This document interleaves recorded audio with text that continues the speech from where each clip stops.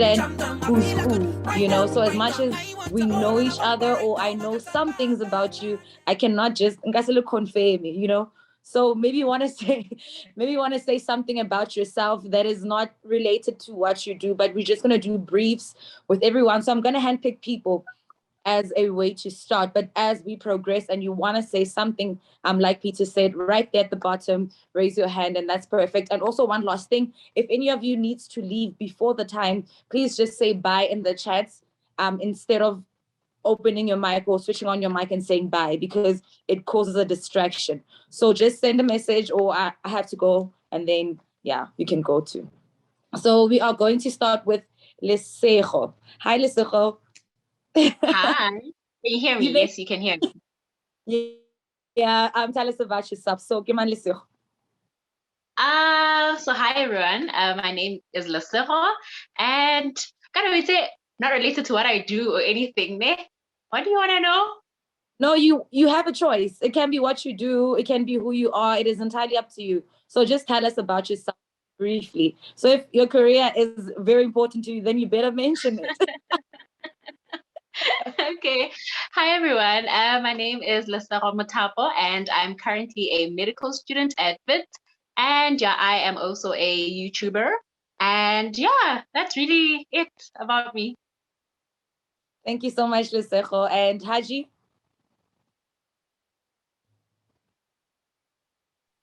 Hi everyone. My name is Haji. It's so weird because I'm always behind the camera and I never have to do this. So it's a bit different for me. I'm a producer, I'm a writer, yeah, I'm a creative, and it's really dope for me to be on a platform like this because I'm also an activist for women and women empowerment, and I try to bring that across in everything that I do. So I'm excited about today, and I'm hoping that, it's a ball. Thank you so much, Haji. Nice to meet you. Mpo Intle. Hi, Bali. Hi, ladies and gentlemen. I am Mpo Entle Blackie. 24 from the Vaal, born and raised. And right now I'm a corporate lawyer. I am an entrepreneur and a philanthropist. Yeah, and I definitely love an adrenaline rush. You'll definitely find me with this adrenaline. Thank you so much, Mpo. And then next up is Piwe. Hi, girl. Hi, buddy. Hi, everybody. Can you guys hear me? Yes. Okay, yes, my name is Piwe Kabini, and I am a business intelligence strategic analyst. And I am an adrenaline junkie as well. Bungee jumping, horse riding, name it, skydiving. I'm your girl. I'll be there, you know. I'm glad to hear that point is like the same. I'm a Sunday school facilitator on Sundays. Radio DJ, not really DJ, but I like to call myself as radio personnel because more conversational than it being songs, what I do, and also the CEO of Expression Radio. That's me. Thank you so much. That is very impressive. And then we have Palisa. Hi, everyone. My name is Palisa Mkhanedi, and I am from Tembisa. Currently, I am the founder and basically I just run the company myself of Karaya Services. We do cleaning, we do laundry services, we do house events, cleaning, and besides that, I am driven, and yeah, that's Palisa. Thank you so much, Palisa. I see your camera is off. Can you see that it is off? Is it or what's going on? Yeah, my camera's off. So I'm a bit of a mess right now. I was busy with orders and whatnot, so I didn't have time to freshen up and look proper for camera or whatnot. So yeah. No pressure. Thank you so much for letting us know. So ladies, like I said, this is just going to be a flow. Be yourself. say what you need to say. Whether you filter it or not is entirely up to you. Just say what you need to say and get it out. So we know that it's 2021 and a lot of things have changed, and things change gradually. Oh, actually, before I forget, I'm Mbali. I almost forgot. So sorry. My name is Mbali, and I just love conversations because like people are constantly changing. So our conversations will constantly change. So I love conversations, and I love women, and I love speaking, and I just love bringing people together. That's all that there is to me. So everything that I do just flows from that. So yeah, with that being said, 2021. So with 2021, what would you say that women need to leave behind in 2021? So I'm going to go with Mpho. Hi, just one thing. My name is Importantly, so I don't shorten it. I prefer it being said in its entirety. But one thing we should leave behind is our insecurities, whether it's insecurities that are from inside or ones that we take from the outer world, in terms of like you not believing that you can do XYZ, you not believing that you're not meant to be there. Or even one thing that I've been seeing a lot, having imposter syndrome, you getting all these qualifications and then you being presented with this opportunity and thinking, why would they choose me? No, you've worked hard, you deserve to be there. So yeah, I think that's what we should leave behind. I think I said a lot of things, but yeah. And that's okay. Thank you so much, Importantly. And I don't know, but I also have realized that imposter syndrome, that's what you're talking about, is really just in a lot of women. And that's the case. And I thank you so much for bringing it up. And then we're going to have Haji. Haji, what do you think women should leave behind in 2021? I am a strong believer that women need to leave behind the strong, especially, well, I've narrowed it down, but the strong Black woman syndrome, this narrative that Black women are strong, Black women can take anything. No, no, no. We're humans. We're not rocks, you know? We're delicate. We're flowers. Do you know what I mean? The thing is that we happen to be this force to be reckoned with, but we go through so much, and we seldom give ourselves a break because of it. You know what I'm saying? We seldom are kind to ourselves because there's this narrative that's going around that's saying, yo, you're Black, you're a woman, you need to be strong. And it's like, no, nigga, I don't need to be anything. I can be soft, and I can be strong, and I can be fragile, and I can be all these things and still be the epitome of a Black queen. And I don't need to be, I don't need to be a certain way to personify a Black woman. And I think that's one of the biggest things that I'm trying to just like fight right now. That strong Black woman thing, child, it's gotta go. It's not working. And you basically just said what I had in mind. Like, it is not working. And you just reminded me of a post this other lady had on Facebook, and she's like, those activists and stuff. And then she wrote that Black women don't have a higher tolerance for pain. And I screenshot it and I kept it. I still have it. It's been years. And I always just go back to it because this whole strength thing is imposed. And when we look at strength, it has to be from a personal perspective. You have to choose to be strong. Don't throw strength to me, And I love what you said about that. And if in that case as well, there are also things that I know that men need to change in 2021 too. So from your perspective, Spiwe, if you're looking at that demographic of men, not women, men, what do you think they need to change? Or what do they need to leave behind in 2021? I think I'm going to take Importantly's lion and retrofit it to men as well. Insecurities. As much as we might feel or think like women are more insecure, but trust me, men are even more insecure. It's just that they don't show it as much as we do, or speak about it, or show signs about it as much as we as women do. And you find that that's what tears most of them down and get them to do things that are out of character most of the time, because they're insecure within themselves, you know. And sometimes they feel that we as women are out there to get them, but it's actually them, you know. And to Pointle's point as well, that imposter syndrome, it even happens to them. So if they can leave that behind and really embrace themselves for who they are, because there's too much competition around them, like sometimes it's unnecessary, you know. And that for me is what brings about that insecurity, that imposter syndrome, and just always want to prove themselves. You know, pardon my, yeah, okay, yes, I'll leave it. So yeah, for me, I'll take Pointle's words right back at men. Let's appreciate each other for who we are and embrace for each other for who we are. I think with that, there'll be so much care, respect, and yeah, avoiding of all these unnecessary things between the two genders and amongst each other. Yeah. Thank you. I actually I didn't see that one coming, but thank you so much. And it makes brilliant sense, because also last week we spoke about how the presence of a woman's strength is not the absence of a man's strength, or when we come together, like, it should not be a competition, because we vibe on a different level. Inherently and biologically speaking, we are different.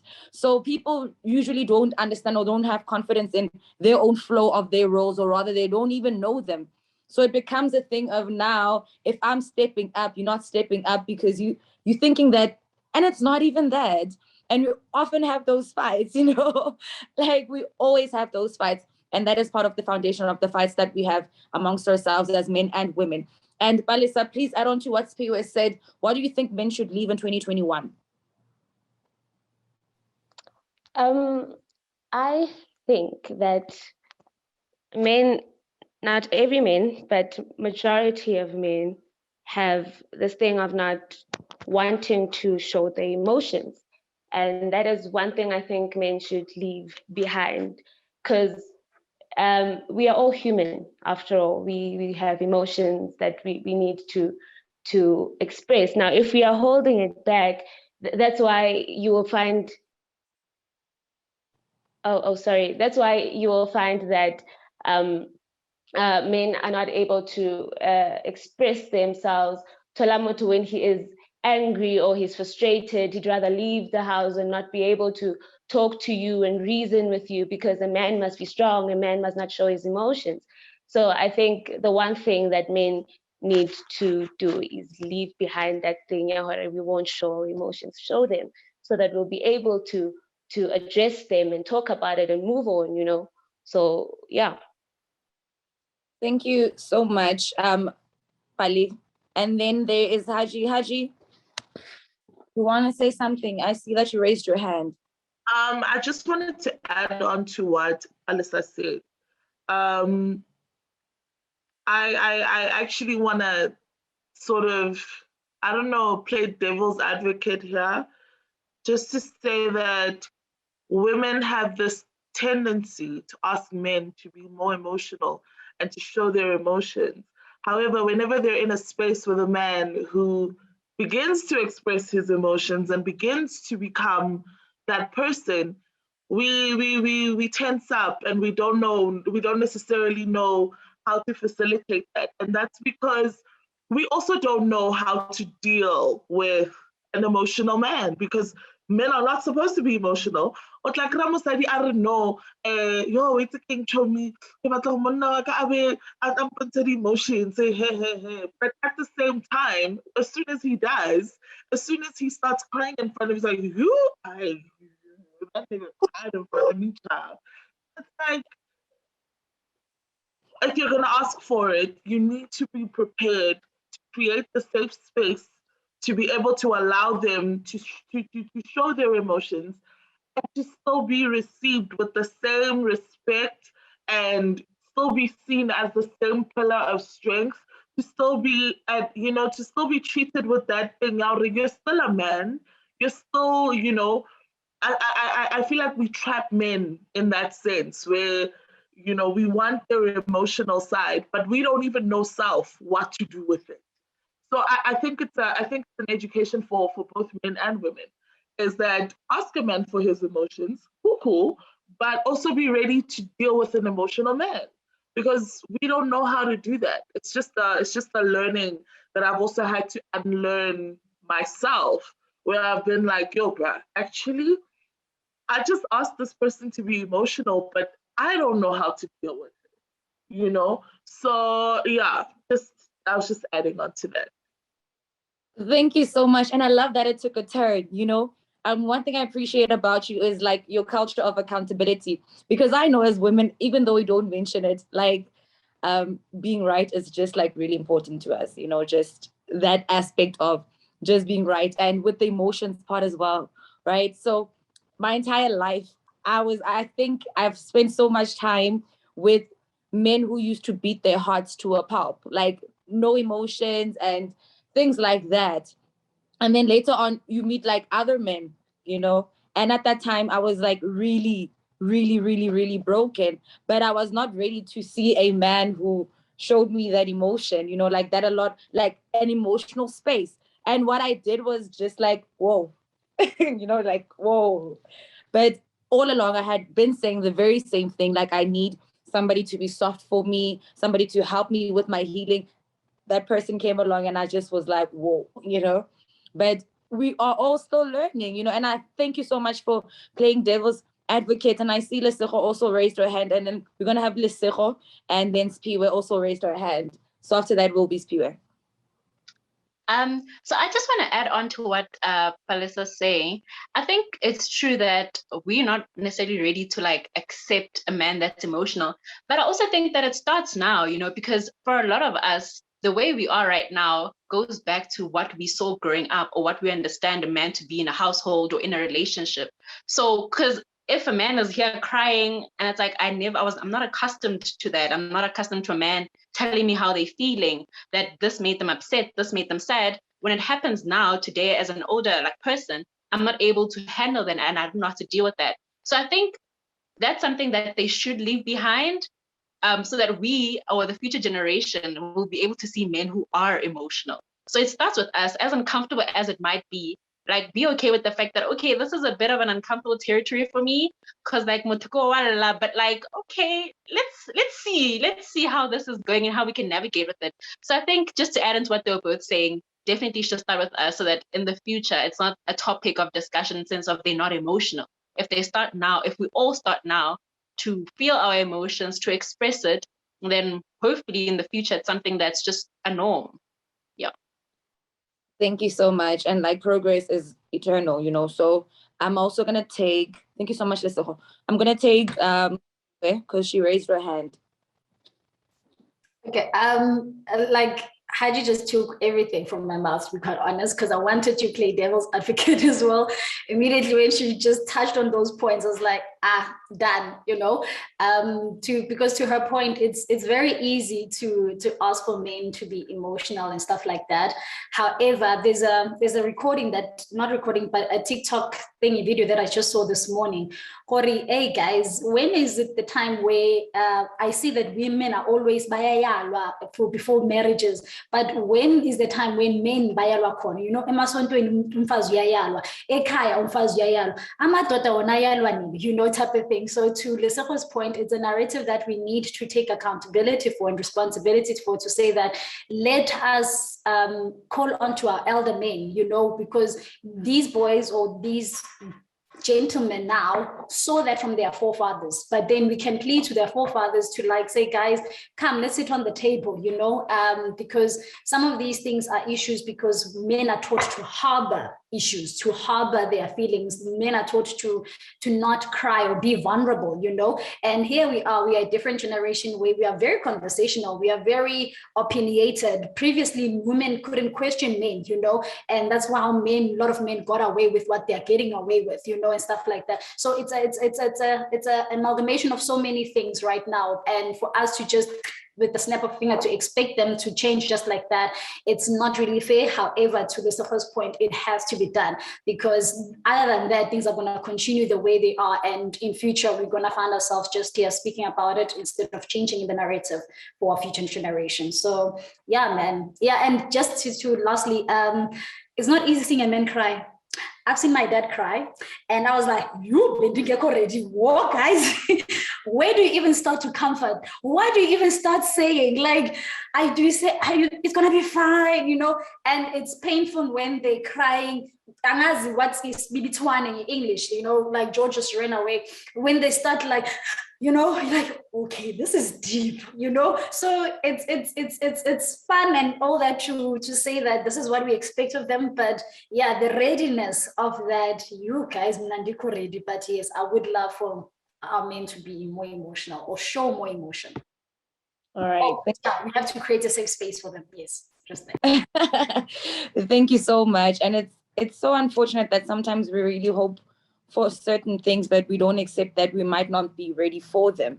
So I think also I like that we're meeting each other halfway. And it actually, all of this leads to my other questions as well. So you see, with upbringing, a lot of things are rooted in upbringing, you know, and those spaces that you grew up in, whether it was like your community or whatsoever, where you saw that, okay, men were raised a certain way, or other boys were raised a certain way, and women or girls were raised in a certain way.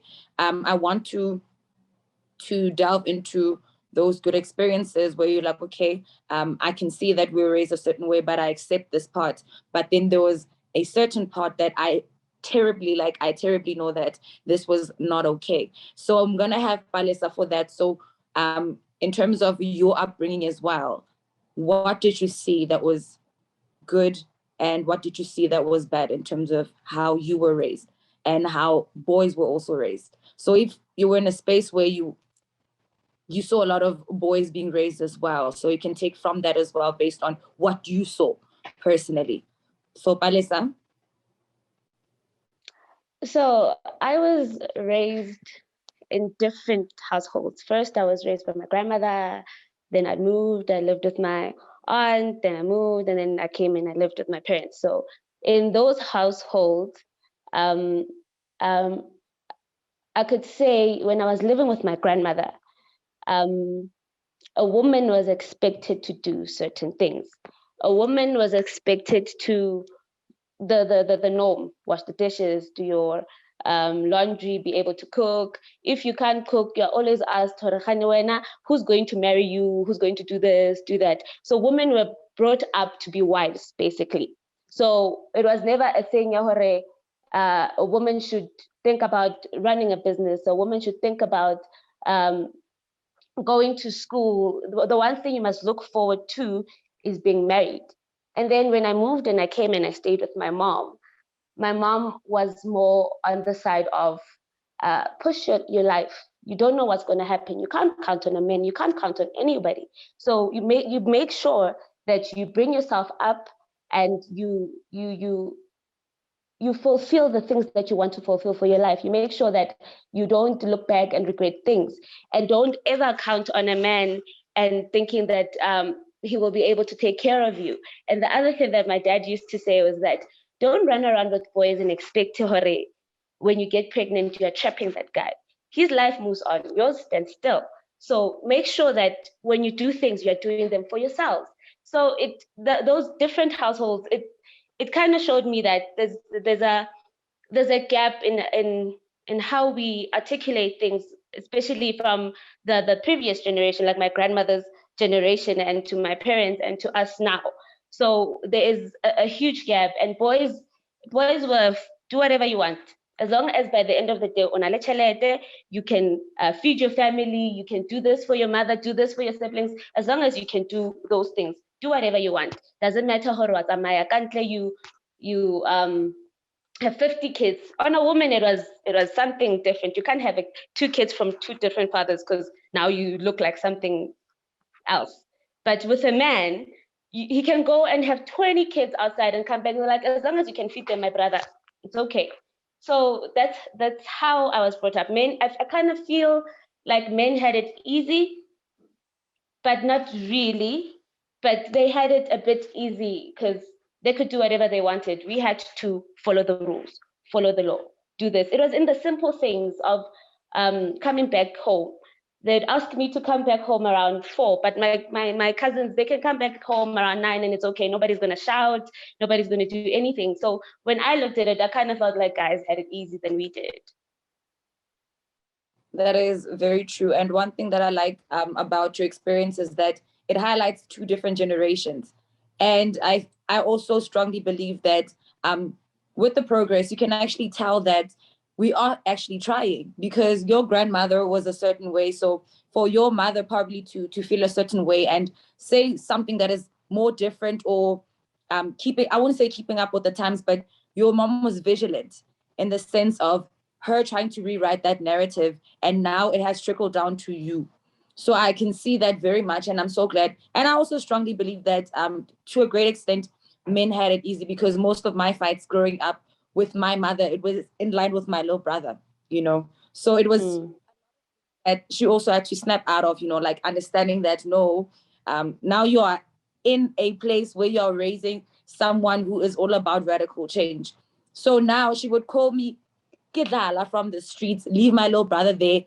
I'm like, she calls me to come and wash the dishes, but my brother's right there. I'm just like, why didn't you just call him to come and wash the dishes? It's really that simple.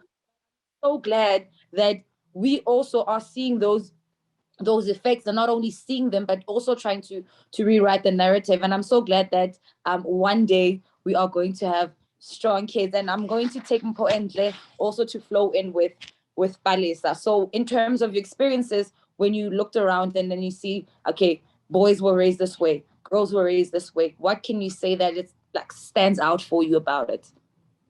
My story is a bit boring because both my grandmothers were everybody does exactly the same things. Everybody needs to go to Basti. My gran has this saying where she says, you must be single and self-sufficient first before you can look at another person. Like, that's literally the kind of woman I was raised by. So I was raised by my grandmother. I'm my mom's only child and my dad's firstborn. And I had the only other people that were around me was my aunt, who had 2 boys. So the 3 of us, we were treated exactly the same. We all had to do dishes, the same amount of dishes. We had to clean in the house. We all had to do gardening. Like, literally, we were treated the same. If I go to my dad's side, we are all girls, so there's no comparison. But in terms of my cousins, when we all went to my grandmother's house, we all did the same things. So I think the two matriarchs from both my families planted that seed, and it's just filtrated through to the other generations. So we all just self-sufficient. Yeah. Thank you so much. And I like that your experience is also different. So would you say that that is the way in which you want to raise your kids as well? Definitely. Oh, if I have kids, but yeah, definitely.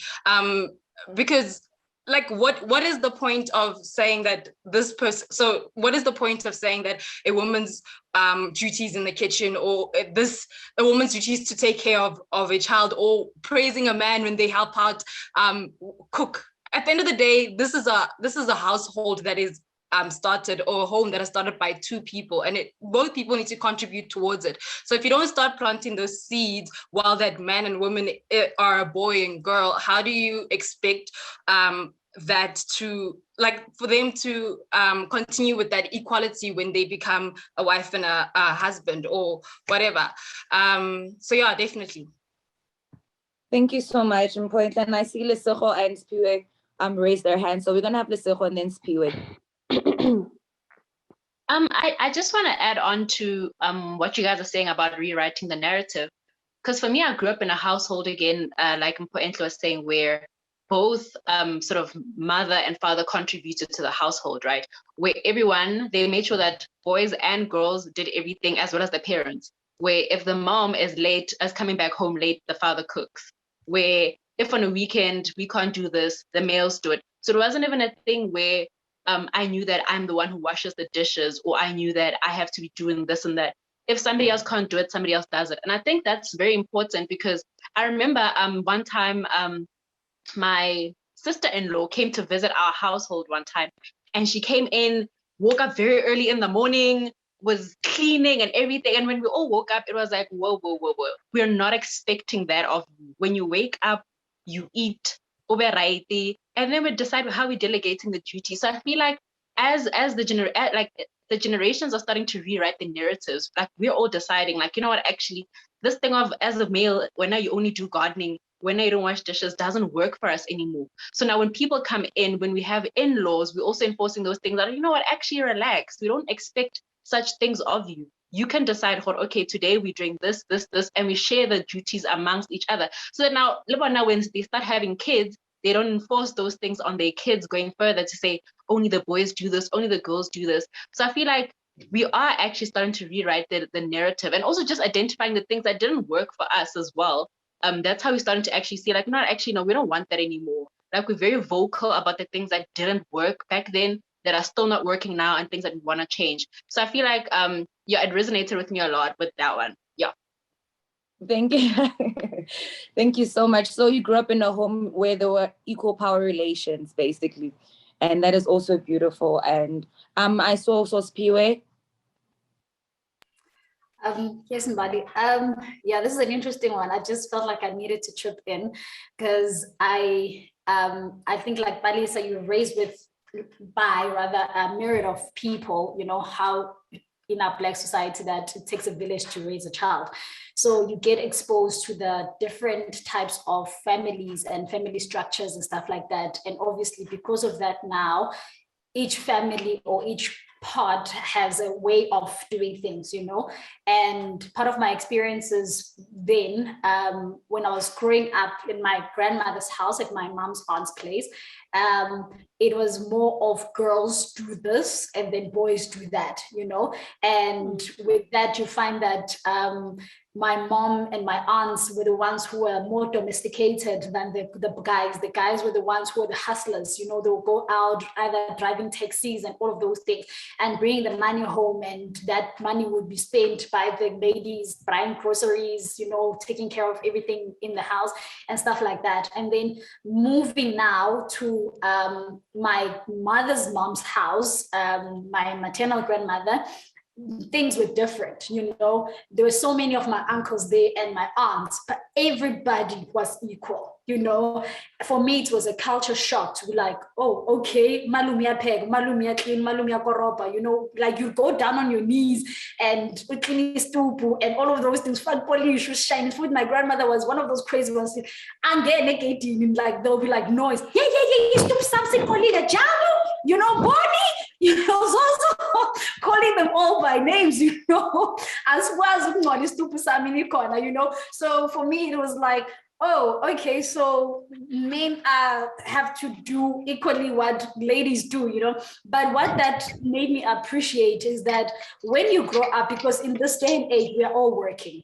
In this day and age, we are all bringing some sort of money to the table and stuff like that. So to Lucijo's point, changing the narrative now is helping us because we are living in a different era. Back then, it was more industrial than it is now. You know, now more it's more corporate and women are self-sufficient and all of those things, you know. So how do we now put up a plan that benefits both parties in a way that now doesn't put any duties to women or men or favors the other over the other, but it's a collaborative thing. And there was a study done to say that in households like that, there is less squabbles, there is less what you call this anxieties and all of those things, because it is shared duties. You know, the load is shared amongst the two parties, and it's very much collaborative, and it's more fun because you know what you need to do and if there's need for change, conversations encourage all of that. So yeah, for me, I think the latter part of my upbringing is nice because, you know, when you come home, whoever comes back home first can cook, you know, and it will be a decent meal. It's not like umqabazo of some sort. So yeah. Yes, and I think also, thank you so much for that. That was brilliant. And with women, I think also one of our greatest fights is those unequal scales, you know. First of all, we both leave in the morning.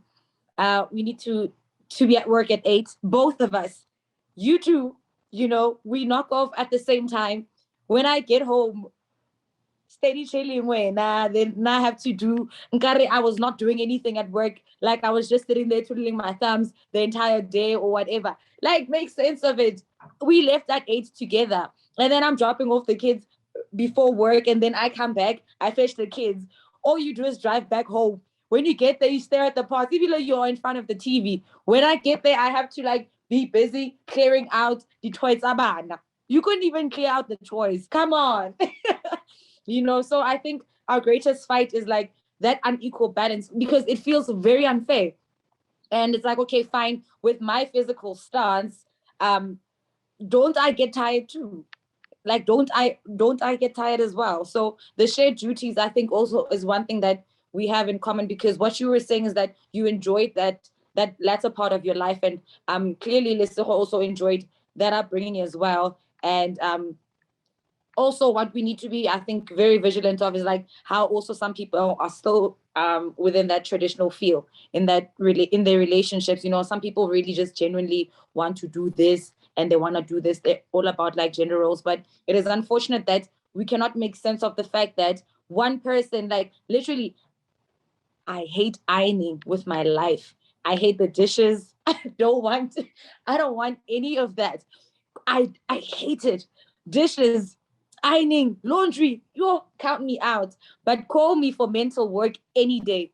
Give me mental work and I will flourish, you know. And it is also unfortunate that, okay, with one of my cousins too, he hates doing gardening. He's a gent. He hates it. Like he hates it. But my grandmother constantly puts him in that space. He hates it. You look at his face, it's with a depressive state. And I think also it brings me to the next question of how we are constantly like in society doing things for other people, right? So let's talk about body, like our bodies as women, okay? So from the transition from childhood to adulthood, we have what we call like dysmorphia, né? Body dysmorphia is basically like looking at yourself in such a way that you see defects about yourself while growing up, you know, and then because of the space that you in contribute so much, whether it's like in school, for example, you felt like you needed to be a bit lighter or maybe a bit skinnier, and it was a thing that was very long term. I wanted to talk about that, and with that experience, I don't want to pick anyone at this point, but anyone who wants to jump in can do that right now. So going to take, like, for example, my nose was an issue for me because in our schools, like my nose is like sharp, you know, if you can actually check. But most of my peers didn't have like sharp noses. So it was a thing of I really, really, really felt bad that my nose was sharp. But then at this point in time, like after a very long time, like a long time, I feel better right now. And if anything, it's like my favorite aspect on my face, you know. I know that a lot of women go through, especially with bodies, you know, bodies and how we look as a whole. So do you have any of those experiences where growing up you felt like I needed to change something about myself? So if no one is going to go, I'm going to take Pointless. Sorry, I dropped off there a bit from the internet connection. So what's the question? We're talking about body, like our bodily changes as women and growing up, dysmorphia, right? So sometimes it is a case where the environment that you grow in kind of like cultivates the kind of way you want to look, you know? So in most cases, I know that women find themselves in spaces where they're constantly trying to change themselves. And I don't know if it's age related or what, but growing up, there are a lot of issues where we find our image flawed, and we see that we want to change a lot of other things about ourselves, but it's never for ourselves. So I wanted to know if you've had any of those experiences. Yeah, definitely. I think for me growing up, it was always my body. I was like the tallest person and the biggest person. I think at like 10, I was like wearing size 36 or something like that. So I was very it really knocked my confidence a lot. And then I went through a period, I think when I was 12, 13, where I wasn't eating much, or where I was very active. So I was very active and I wasn't eating much. And I think because I was just growing, then I just shed all the weight. But I was still very insecure for the longest of times. I think now that I'm also I think I'm around 24. My body's also starting to change in the sense that I'm not petite anymore. I'm starting to have curves. So it's a matter of how do I balance what I think I should look like, or how my body is evolving. How do I show myself love and enjoy every single minute? Because the truth is, when I'm wearing whatever, I'll get compliments, and sometimes I'll be like, oh no, really, really, really, whatever. But I think I'm at a place where I'm starting to be comfortable in whatever body I'm in. I think it's a matter of you just being healthy. As long as you're healthy and you can do whatever you want to do. If my body's in a place where I can do the general things that make me happy, then so be it. I don't necessarily have to be like the person in the magazine, because at the end of the day, they probably even edited too. So yeah, but it's a difficult thing, especially I think at the end of the day, I'm a Black woman and a Black girl, and Black bodies are not necessarily celebrated unless it's somebody who's decided to go and change their body to be like Black people, and then theirs is celebrated. Such a weird thing. But yeah, I think I'm in a place where I'm being more comfortable in the skin that I'm in. Yeah. And I am so happy that that is how you feel right now, because that transition, or rather that confidence, is a lot of work. It is a lot of work, and it is a lot of healing too, like just accepting that, okay, I transitioned from this place, and now I'm at this place as well. And I mean, like, our bodies are also very different, they are very, very different. And I see Tidi raised her hand, so I'm just gonna take Tidi, and please switch on your mic. Hi, ladies. Sorry, I'm just having bad internet connection, so I just want everyone to see me. Hi, but I'm going to switch off the camera because of the bandwidth. All right, it's such a pleasure to be here. So yeah, on the topic of body dysmorphia, I hope I'm saying it right. I think a lot of women, and I can also speak for myself as well when I say I also had issues with that, especially when your body just starts developing out of nowhere. I was a stick, okay? I had no ass, no boobs, nothing. I was a stick. So once the boobs started developing and the curves started developing and the bum started developing, and noticing that, oh, boys are starting to look at me in a certain way, and the girls now don't like me very much. I know that's a different topic that I'm actually mentioning right now. Also the bullying and everything, you grow to just hate everything about yourself, even though people may see it as something that is attractive or that is maybe appealing to the eye, right?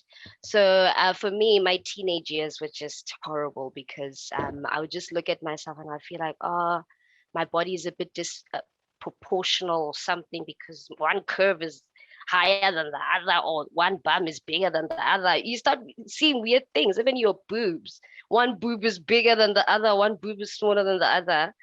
And I think I know that when we talk about these things, we don't talk about the environments that we also grow up in, because they also have such a great influence, right, in our upbringing, in our personal development, in even our own self-esteem and our self-confidence.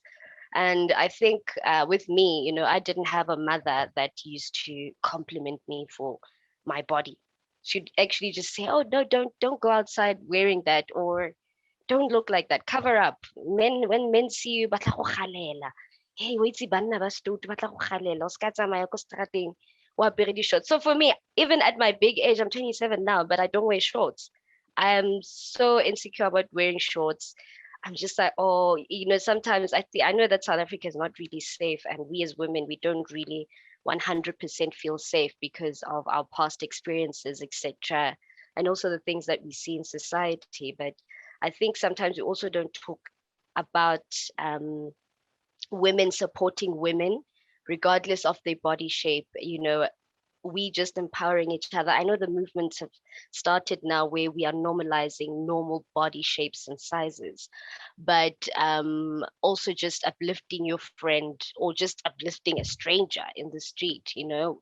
I'm the kind of person that will meet a fine woman in the street and I'll just tell her, you look gorgeous, honey. Like, I've learned that sometimes a person will just be going through something, and especially during the pandemic as well.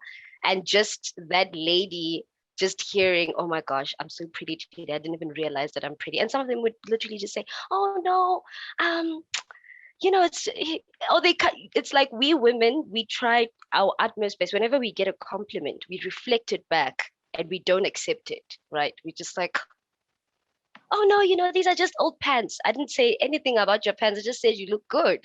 And that's it. And I think that comes from a childhood thing where when you accept compliments, when you say, yes, I also feel fine today, it's taken as you're cocky or arrogant or you're just too much, or people just try to let me just say the pull her down syndrome. And I think that that's something that we also need to unpack and talk about. But yeah, for me, I think maybe as I got older, I started accepting my body, that hey, I have cellulite.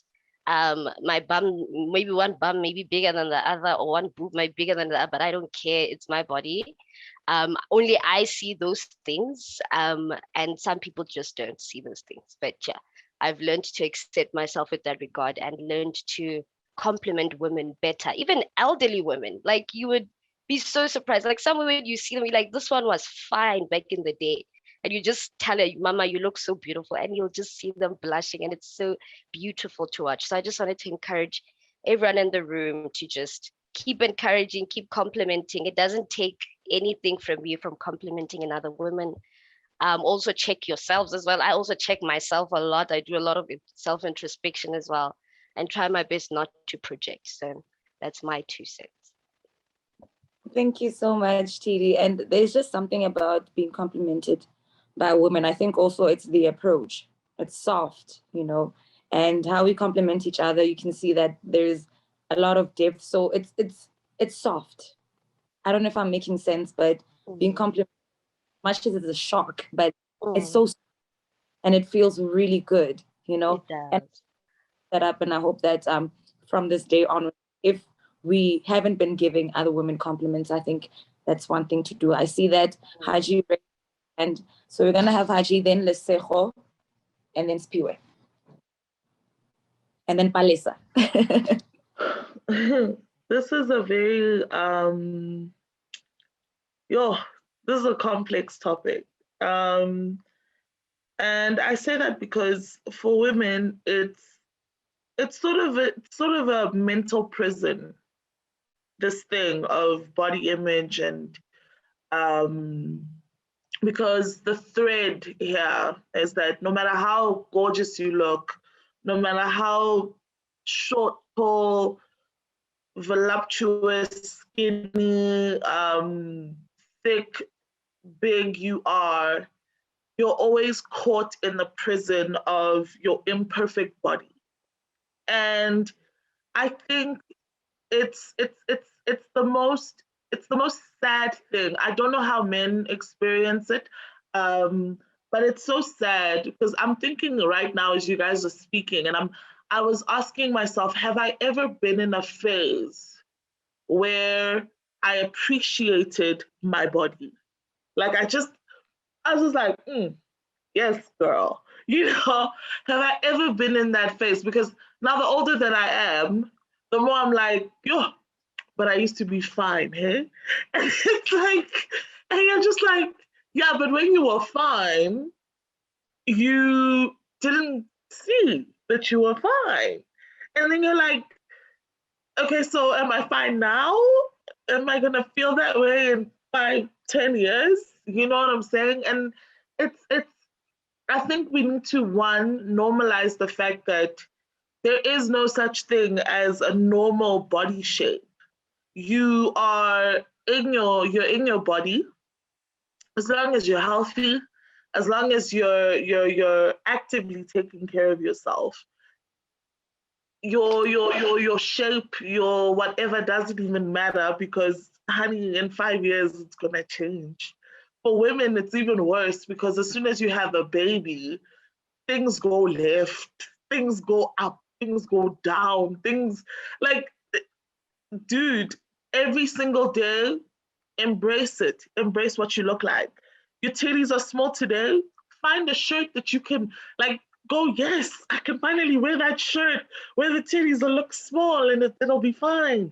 Oh, the titties look big today. Oh, I have that shirt, honey. You know, like embrace every type of season that your body goes through. And I think that really will help us be in a better mental state because there's so much more going on in the world than your body, you know? And the sad thing is we go through it's so painful. You go through your season hating something that is feeding you, something that is carrying you, something that is living and breathing for you, that is carrying the spirit, and you're bringing it down constantly because of stretch marks. Stretch marks? you, those are, that's your problem. Cellulite? Like, I don't know if you get me, but like just hearing like importantly saying, you know, she was a size 36 and then she was skinny and now she's voluptuous. And it's like, I'm sure you were beautiful at all those phases, but you couldn't, we live in a society where embracing your body isn't, you know, it isn't something that we do. And it's like, dude, your body's still gonna change, boo. Like all of you, I'm telling all of you, your body's still gonna do these crazy things. I'm even telling me, Haji, your body's gonna change. And you wanna have spent 2 years of your life hating what it looked like and not enjoying your life. I don't know. I just had an aha moment and I'm just like, okay, cool. Guys, can we normalize actually just going with the flow when it comes to your body? Today you're big, tomorrow you're skinny, the next week you're whatever, you're short, the following year you're tall. Cool. Your body is doing what your body must do. Accept and enjoy and move on. Okay, I'm done. Thank you so much, Haji. That was brilliant. That was so brilliant. And it is so unfortunate that women are constantly like shamed for biological factors, you know? And like you said, your body will change for various reasons, even beyond your control. I mean, you stress, your body changes. Some people stress eat. Some people, when they stress, they don't eat.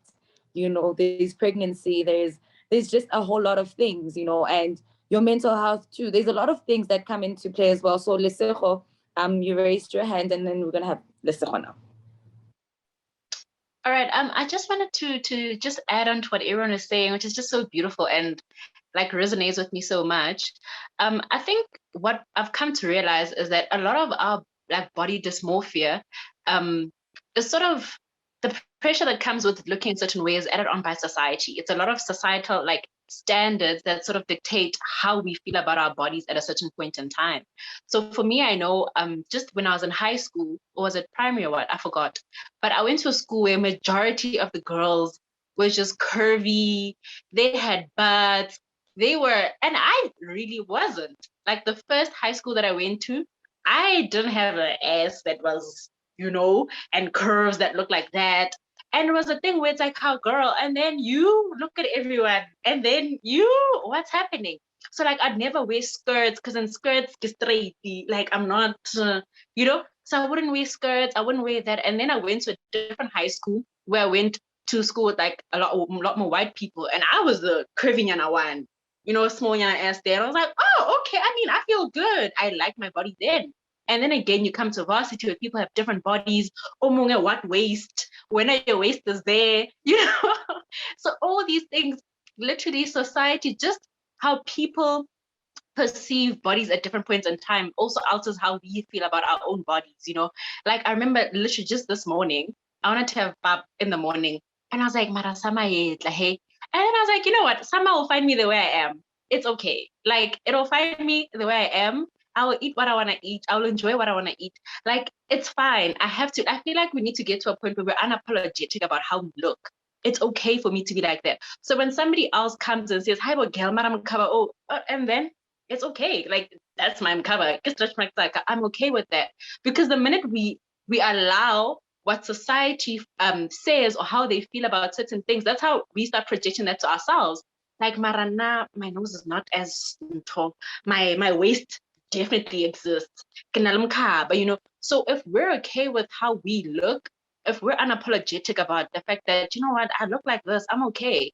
I feel like that's where we can sort of try addressing the problems that we may have with like body dysmorphia. I see here TG saying, be kinder to ourselves, definitely, because we put so much pressure on ourselves to look a certain way, join the gym because summer's coming, we need to up summer bodies are made in winter. Like all that stress that comes with it. You can't just be eating, girl, because now summer's coming, the bikini we're not wearing. Like it, yeah. Anyway, that's just all I had to say. Thank you so much. And I just saw that TD said we need to learn to be kinder to ourselves. And basically, like, I think it highlights what you were saying. And I'm going to take Spiwa's hand and also please flow in, because it's Black women on this platform right now. I want to hear from you. Do you think there's more bodily pressure on Black women as opposed to other races? Most definitely. But I'm going to say this with a pinch of salt, because back then, a perfect body was from a white lady in a magazine, who was just with, back then it used to be a Pamela Anderson type of a body, or that model that had nice, gorgeous, straight legs and all of those things, curves in the right places, and the challenge with that is that it's somebody else's opinion and it's somebody else's preference, and there you are now trying to retrofit yourself to look a certain way so that you can be approved or acknowledged by that particular person. And at the end of the day, you lose your individuality so much that it even frustrates you, and causes all these anxieties now, because you're trying to model yourself into something that you are not, and you are not created to be, and that's what society does to us. It plays tricks on us, There's a book that I'm currently reading. I should have read it a long time ago. I don't know if anyone has read it or is reading it, The 4 Agreements. That book is so powerful. Part of the part that I'm on now is not to take anything personally, that part just says that whether people compliment you or not, it does not bother you, because you are so content with the agreement within yourself. I am beautiful, I am gorgeous, I am smart. I never used to walk out without wearing a wig or long hair. I never, because I felt like I was ugly, I used to have brown teeth, chocolate brownie, chalk lady, and stuff like that in primary, and that really toyed and played with my confidence. I never used to wear short hair. I never used to wear natural hair. I had a problem. I felt like I was ugly. And it took me to gradually look at myself in the mirror and appreciate me for me, to acknowledge and accept myself for myself. When I go out there, it's actually the confidence that I have that sells me more than my looks, because sometimes you find really beautiful ladies, but because of their confidence, they don't feel beautiful and they don't exude it or protrude it, So it's not sometimes about how you look, but it's more important about how you feel. To Haji's point, to say that, that when you look at yourself in the mirror, say, damn it, girl, yes, and when you rock it, you're like, yeah, the world is looking at me. It is it. It is about first accepting yourselves. I was making pointers here. The first one is that complimenting others, to TD's point, says a lot about you than it says about the other person that you're complimenting. It means you are self-sufficient. You are confident with yourself that it doesn't take away anything from you to compliment the next person. Because sometimes, because we are jealous and our self-confidence within ourselves has a problem, we find that if I say that to somebody else, who's going to say it to me? Well, say it to yourself, and still pass on that compliment to the next person, And then the other point that I made as we were talking, it's great compliments are great coming from a woman, because we live in a culture of body shaming, so much. So pull her down syndrome has more power than us complimenting each other. So the reason why it hits so much, Bali, on us when a woman compliments, because you know what it takes for a woman to say you are beautiful. You know how much it takes because it's easy for them to look at whatever is ugly or not so good about you and protrude that. But for them to take the good turn and say, Yazumushi, I like your lashes. There's so much attention to detail there, and you get to appreciate it more, So that's why it hits home when it's said by a woman than a man. And then secondly, second loss, appreciate yourself so much that it doesn't matter what others say or don't say about you. It will not affect you, And then lastly, we are always listening to ourselves, So whether you say, yo, or even if it's in your head, that little voice, you're always listening to yourself. So training ourselves to appreciate ourselves and say good things before even the next person says it. Oh, Haji, I like your short hair.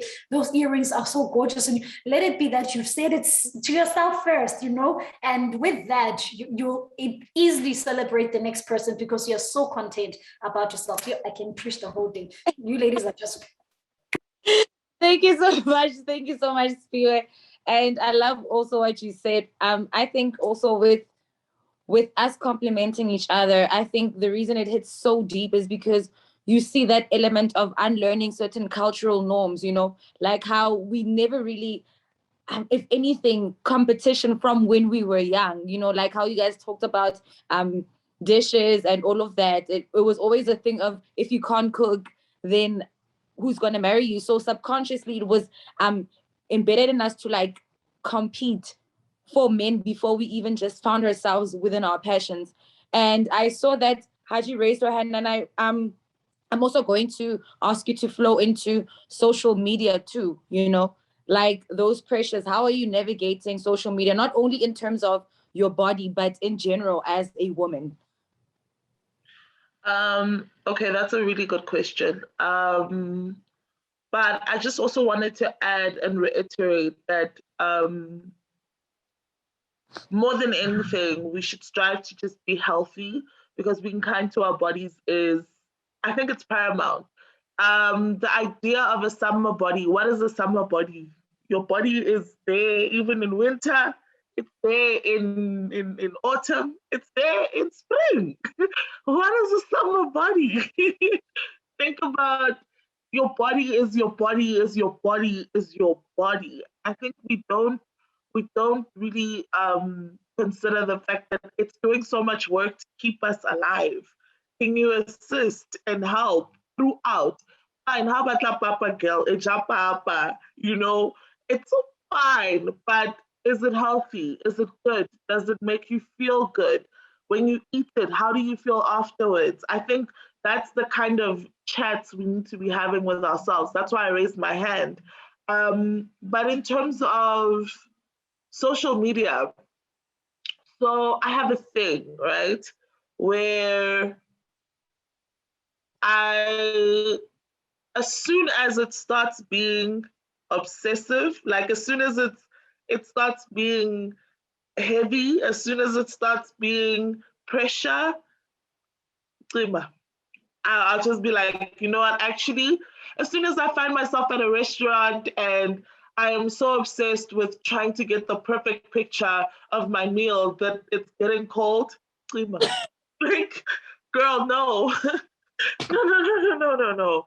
You're not chatting to your friends. You are checking Instagram reels and you are checking, all these things. That's where I'm just like, as soon as it starts becoming my world, I'm already just like, no, you're doing too much. And then when it comes to the pressures, and I wish I was more grown. I wish I was stronger. I'll look at pages for hours, hours, guys, where you just like, yo, if I could gym and look like this, if I could this and I could this and I could this and I could this, especially Instagram. Instagram is where dreams go to die. I don't know. Like, I don't know. Instagram is where we go to create these unbelievable standards for ourselves.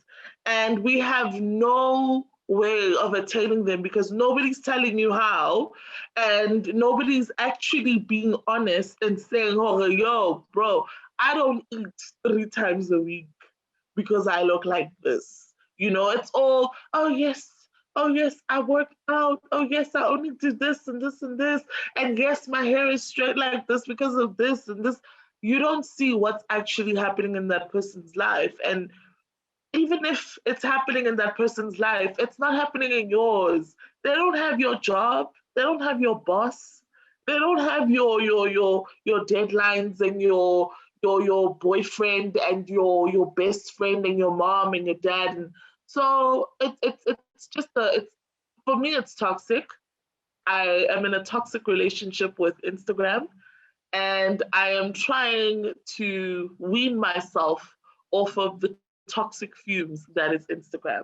I don't know if you ladies want to confess your toxic relationships.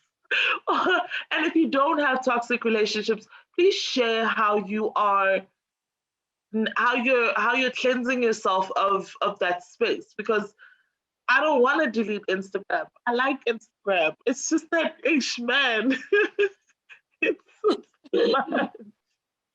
I love that you said a relationship, because it is like, thing is also with Instagram, it's so difficult to to to know how to use it, because you can easily off ramp. And I think what you were saying is that basically with Instagram, why it's toxic is because the process is not shared. There's no process. It's just like a picture and that's all you have.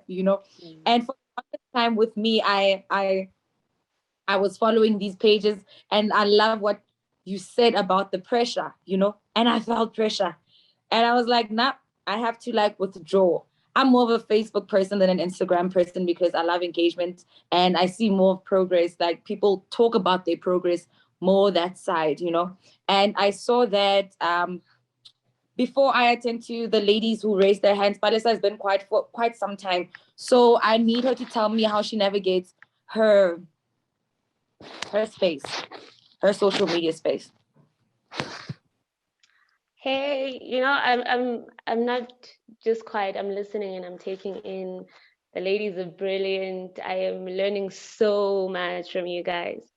But as for Instagram and social media, it's not. I do things for myself. I don't do things to get approval or anything. So the pages I follow on Instagram, like I follow chefs. I like cooking. So I follow chefs, I follow things that I like to do, things that won't put too much pressure on me. Like, I know I don't like working out. I've tried it. I have gone to gym, paid for gym membership for 2 years and not hitting the gym at all. You know, so I just do things for myself, things that make me happy, things that make me content.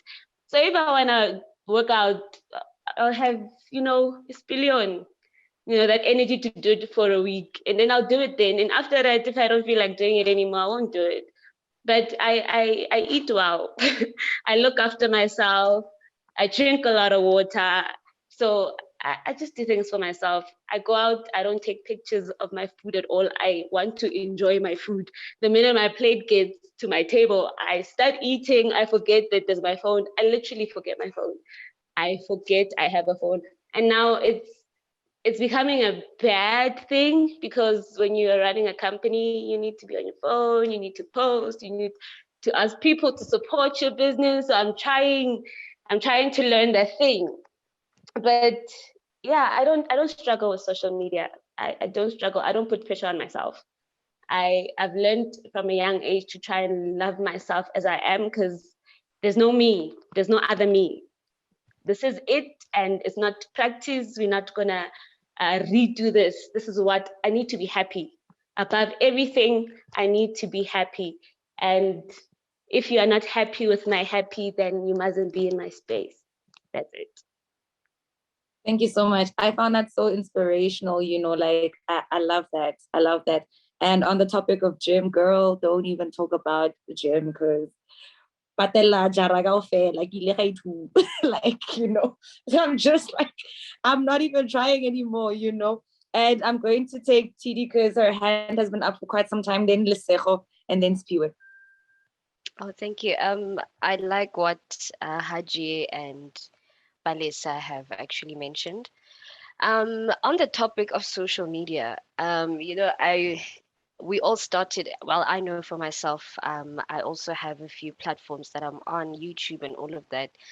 And I don't know if you've all watched, some people talking about the effects of social media on mental health, on women becoming BBLs, with all of these injections and all of these things. But I like what Balisa said, it all boils down to you. If you feel like it's toxic, take some time off. So I take time off social media. I know I have to post on YouTube, but sometimes, guys, you can't even create content because your mind is definitely not okay. Okay, a BBL is those girls that have implants, like butt implants and curve implants and all of that. So that's what a BBL is. So for me, when it comes to social media, I have definitely I've conditioned myself to feel that no, when I start obsessing over, sometimes you overstock certain people. Like you just find yourself seeing more of their content. And you're like, but the thing that we don't know about social media is that you control your algorithm. So it's all about an algorithm, right? It's all about what you click on. So let's say you want to see more of women empowerment things. You can literally search it, spend like a day, 2 or 3, just researching women empowerment things. And even if sometimes you see things that are relevant to women empowerment, click on it. It just takes one click and the algorithm will completely change. Now, I've learned to make the algorithm work for me because I follow a lot of pages on women empowerment, on businesses, on all of these different platforms that I know that I can learn and grow. And now my TikTok, my YouTube, my Instagram is more educational than actually it being more superficial, so to speak, because people are just sharing their cars and all of that, but they'll never share when their car is being repossessed, right? So even my Twitter as well, my Twitter is more educational. If you just see it, if it's not women empowerment, it's educational stuff. I mean, also in online teaching stuff. I also educate people on online teaching and getting into the online teaching space.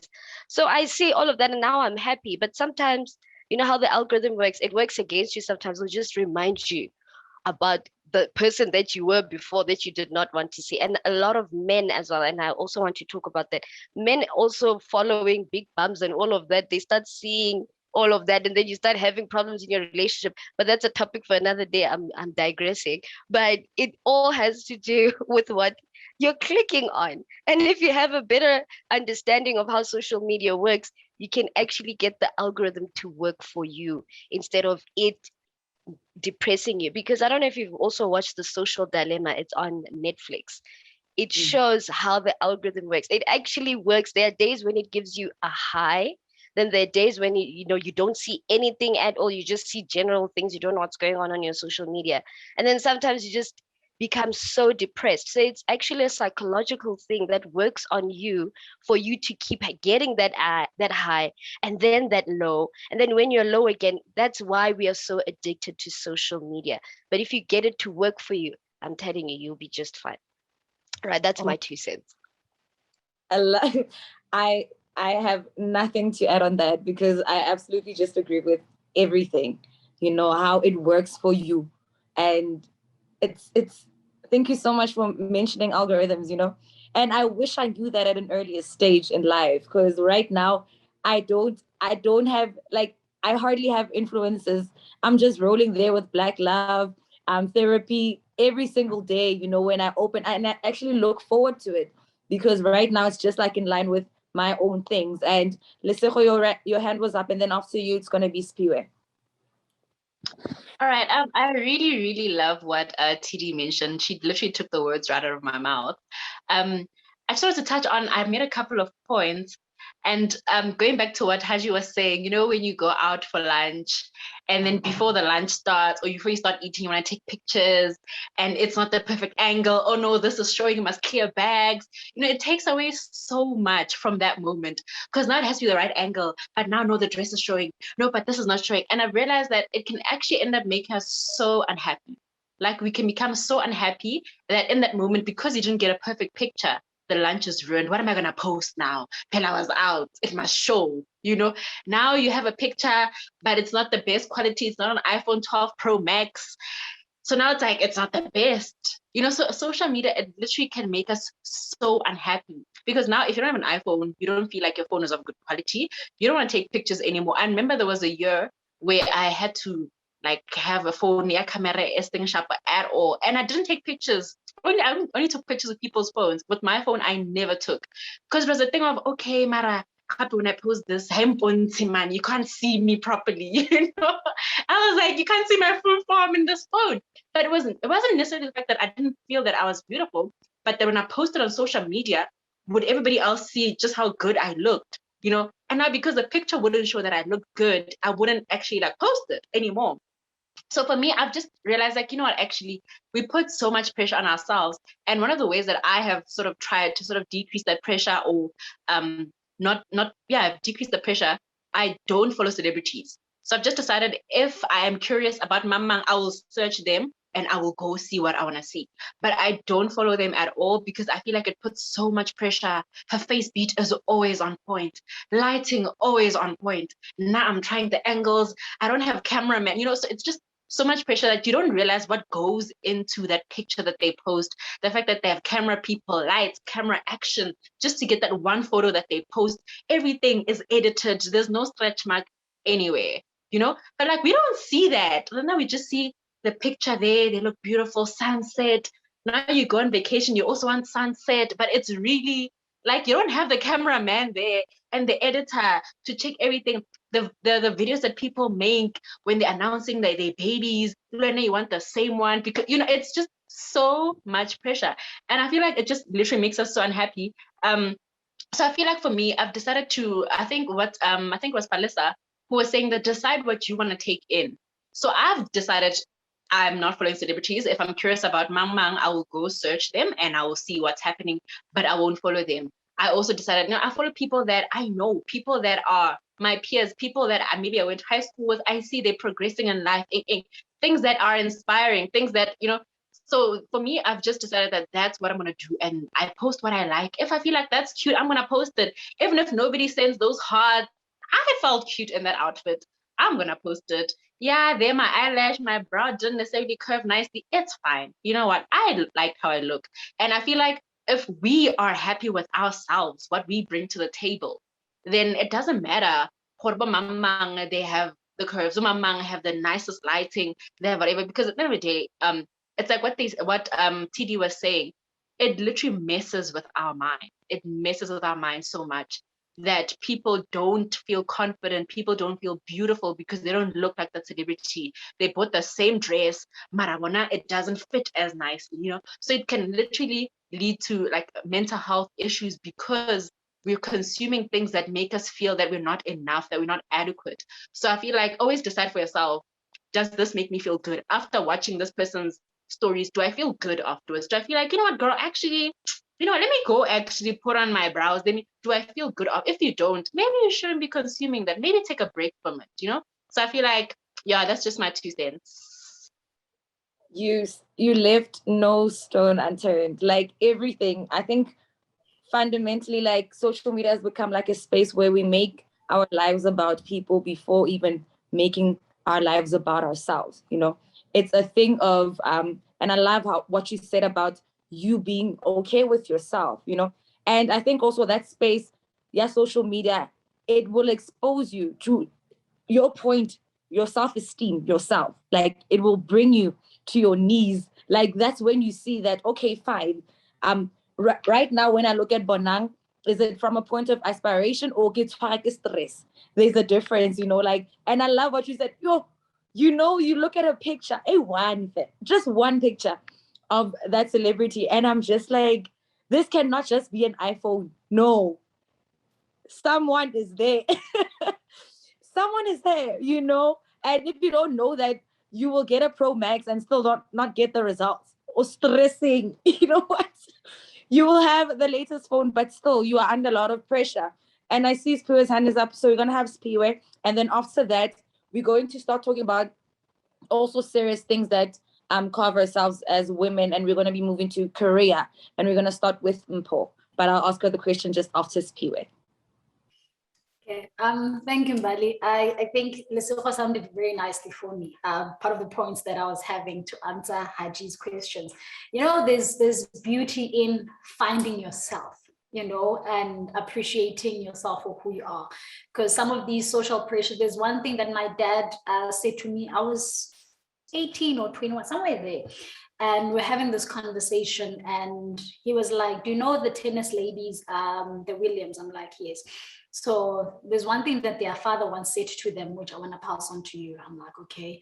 And he was advising them and saying the only pressure that will ever get to you is the pressure that you allow in.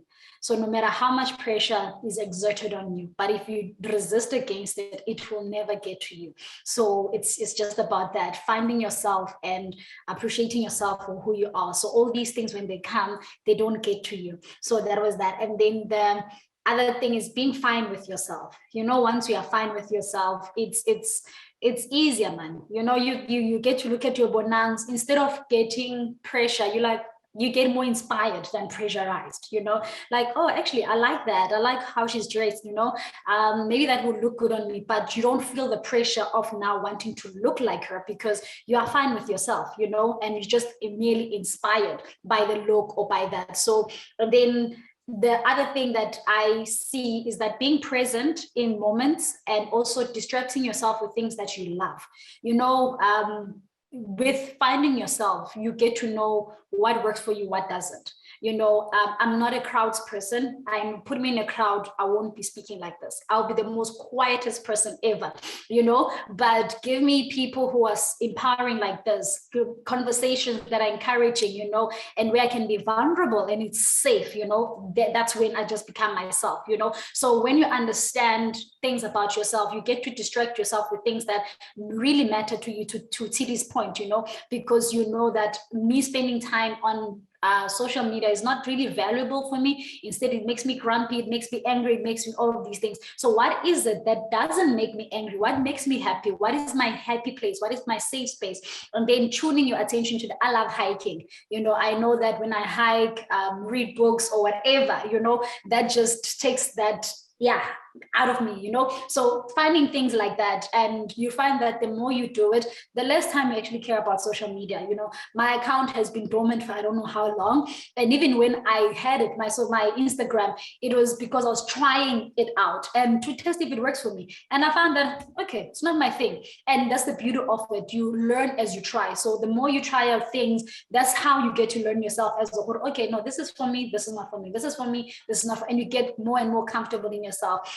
And then just lastly, you know, when you are in the moment, you get to not regret much to that scenario of the food and everything like that, because the conversations you're having with the next person are so valuable.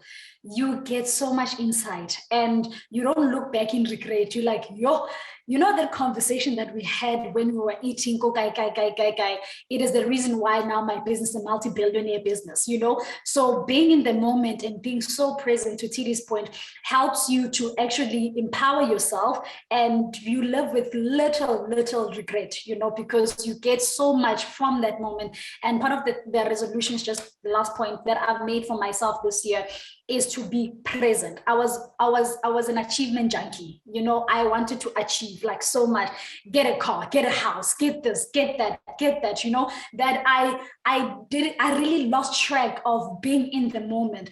Part of being 31 for me was like, girl, now you're closing the calendar. It is okay.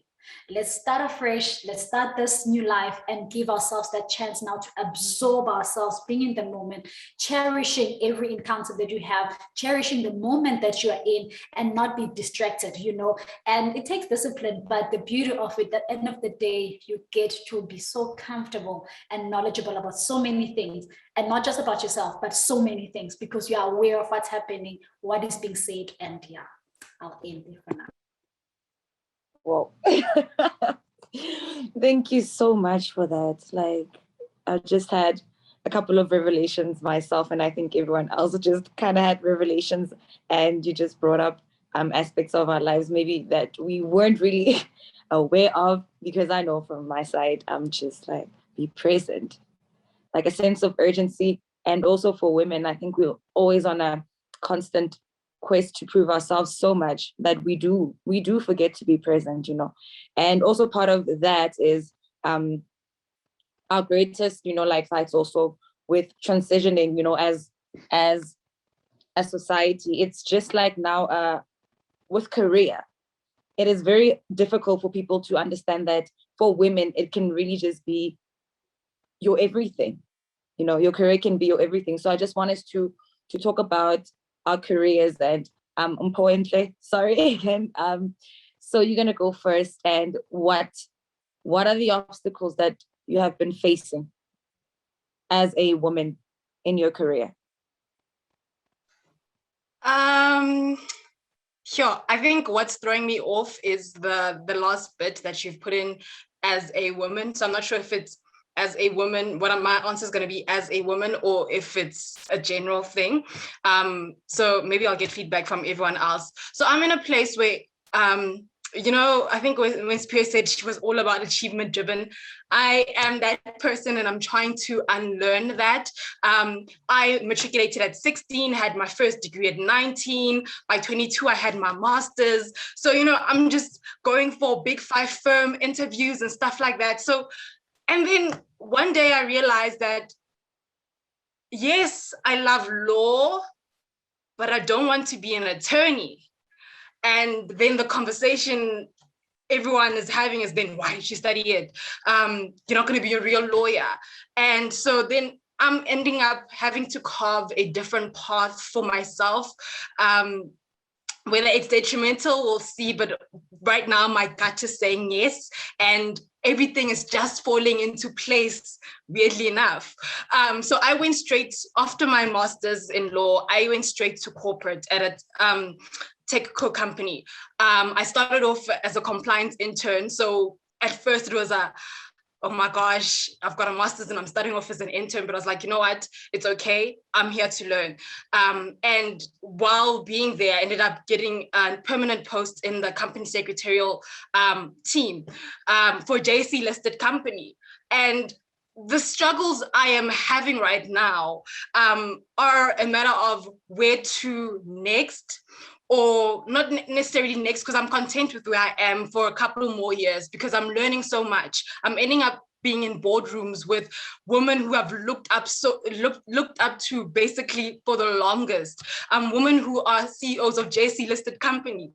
So, and I think for me, I'm not the struggles that I guess would be assumed that I would have, in the sense that I have to prove myself and so on. I'm not having those because my leader is a woman, and she's a woman who gathers everyone as a mother hen and makes sure she protects you and makes sure she equips you. But like, I think because she's in her 60s and she's about to leave, she's trying to make sure everyone is as equipped as possible and they're able to climb up the ladder. So my problem is, one, it was what I said before of imposter syndrome, not believing that I'm where I am at 24 and interacting with all these people and making the decisions that I'm doing. And two, what kind of path am I then carving? Because it's so weird, when I was speaking to my coach, she was saying probably a man who was in that same role that you have would have been like, yeah, I deserve this, I deserve to be here, I worked hard, maybe I should be doing even more, you know. So just trust my gut moving forward. no matter what naysayers might say, even if people might not call me a real lawyer, it's okay. I know I get to practice law every day, interact with the big leagues, and I think it's grooming me for something even bigger in the future. Yeah, that's a mouthful. Wow. I am truly inspired. I am so inspired that I like words. You know, I just like words. And all I can say to you is that you deserve to be there. And you worked hard, and no one with the game we confirm it, you know, just know that you deserve to be there. And I love the example that you made, that had it been a man in that position, it was going to be different. And they weren't going to downplay themselves like that, you know. And if anything, you worked probably twice as hard because you know how society is structured for women. You know the hierarchy, you know the place in education we at as women. So I commend you for all of that. And you should be very proud of yourself too, because I can see that every lady here is proud of you. So take it all in. And like Spiwa said, be present, you know, be present in it. And I see that TD raised her hand. And then after that, it's Lesego. Sure, Mpho, you're killing it. Hey, girl. You're killing it. All right. I love 2 points that Mpho actually mentioned. And I'm in the construction industry. And shame for me, I won't lie, it hasn't been a really great experience. One, because it's still male dominated. I really don't understand why. It's so weird. I would have thought that by 2021 we would have more women, you know, in boardrooms and all of these things, you know, and taking up space and being in leadership positions. But I don't know if it's patriarchy. I don't know if it's, you know, certain societal norms that cause women not to be in certain positions as well, especially at a young age. But yeah, I think also mentioned something regarding having a female mentor. And I wish we had more female mentors, right? Doesn't matter which industry you're in. It doesn't matter even if it's not from an engineering space. It doesn't matter if it's from a different space. But just being a woman, a CEO, whether it's a manager or whoever, that is kind, that is putting themselves in a space where, you know, I'm willing to groom, or not necessarily using the word groom, but educate this young woman into being in a certain space. I know that, or just educating young people in general, right? But imposter syndrome for me, I've actually struggled a lot with. I found myself also in certain positions at a young age, and it's either you say, if you have an opinion, you know, you're not given the platform to actually say something, or they'll just say no. Or, you know, I know how men are in the industry, and I talk about black, white, Indian, colored, wherever. Once you come up, I normally say this, I'm very strong. I have a very strong personality. I'm very alpha. Listen, if you need something to get done, I'm doing. I don't care if I'm short and skinny or whatever. I get the work done. That's who I am, right? And I've never allowed the way I look to get me into certain spaces, or being a woman, or people just say, oh, we need a female engineer, or they're making me feel like they're doing me a favor. I always tell myself that I deserve to be here. Engineering is not easy, yo. I studied. I made sure that that I'm in the space. I earned my degree, okay. And I always try to remind myself of that. But imposter syndrome is something that just happens because sometimes, you know, even if your voice is cracking, you tell yourself, my voice matters, my opinion matters, my idea matters. And I was so fortunate to have a mentor when I was doing my internship, and he used to always encourage me, you know what, don't don't dim your light. Say what you want to say. Doesn't matter even if it's stupid, even if you think it's stupid, say what you want to say and mean it. But unfortunately, as I progressed, I experienced sexual harassment. I was not even listened to in the workplace. Like I had weird comments from men or men smacking my bum, and I had to deal with all of those things. And I realized that men are mostly, not to bash men, but to be honest, men are mostly favored in certain workspaces, right? And the company always thinks about the client. The company always thinks about, oh, this person is actually helping us to make money.